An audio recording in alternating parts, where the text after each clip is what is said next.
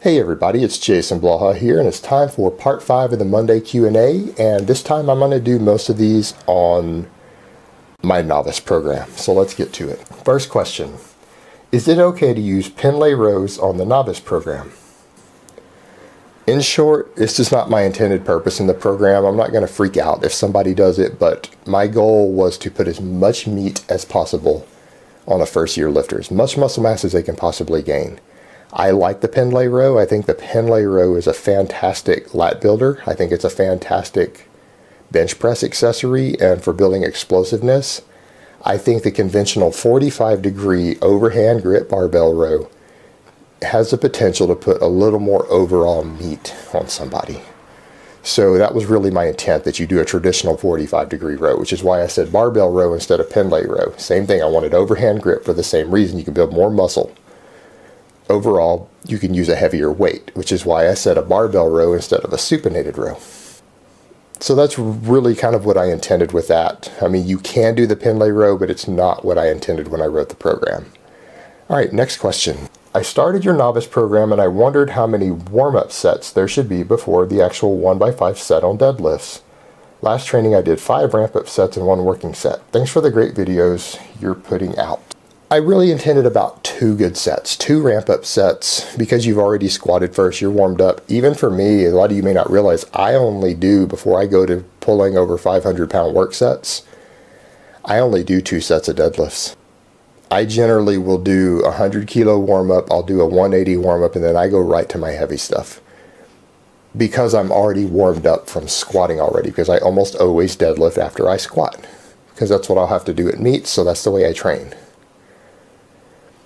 And what I intended for you guys was to do just a couple of warm-up sets, and that's to get your technique down. Almost because you've done 5 sets of squats already, you're probably warm enough to actually go straight into your heavy sets. But I want the ramp-up sets for you to get technique in and learn the movements better without fatiguing yourself. So I really want about 2. Now you can do more if you want, but I'm looking for 2 sets. And every 4 days is when you're going to end up doing that. So it works out. You're getting enough volume to get the technique down that way. And that's really the point of those warm-ups, is the technique work. All right, last question of the week. Can incline dumbbell press and forearm curls be added to the 5x5 Novice program? This comes back to one of the problems I have with people modifying these programs and the whole bodybuilder approach, even though this is a bodybuilder program, of wanting to add 57 different lifts that you don't need. This program is designed to get you big quickly, and the more lifts you start adding, the more adaptations your body has to make. The more new motor pathways you're having to train your body to adapt to. It's not necessary. If you need more volume, then add more volume. You don't need to keep adding new lifts. This is the stupidest thing that bodybuilders have ever done.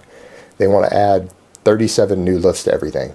As a novice, you do not need these specialized weak point training. Your forearms are probably going to grow pretty well from the deadlifts and rows. I've got you doing 15 sets of barbell rows a week. I have you doing chin-ups. I have you doing deadlifts. I have you doing shrugs. You're probably having to strap up for the shrugs, so I'm not considering those true forearm work, but your forearms are getting worked tremendously.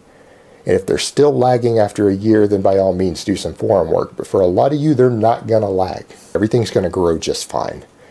And the same with the upper chest development. I've explained when I was discussing the program how you do the pauses. You're getting basically 3 different movements that are building your chest. Your chest, if you're doing the movements correctly, should not be lagging.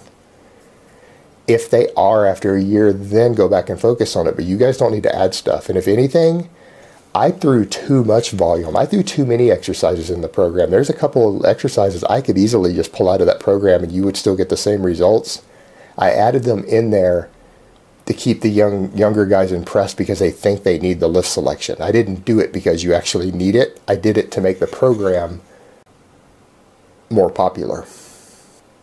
In all honesty, you guys could pull those skull crushers out and you could pull the shrugs out and you wouldn't see any difference. So it's kind of silly when people keep wanting to add new stuff to it. Alright guys, so that's really all I have to say on that today. I hope it has been informative, and I will talk to you guys next time.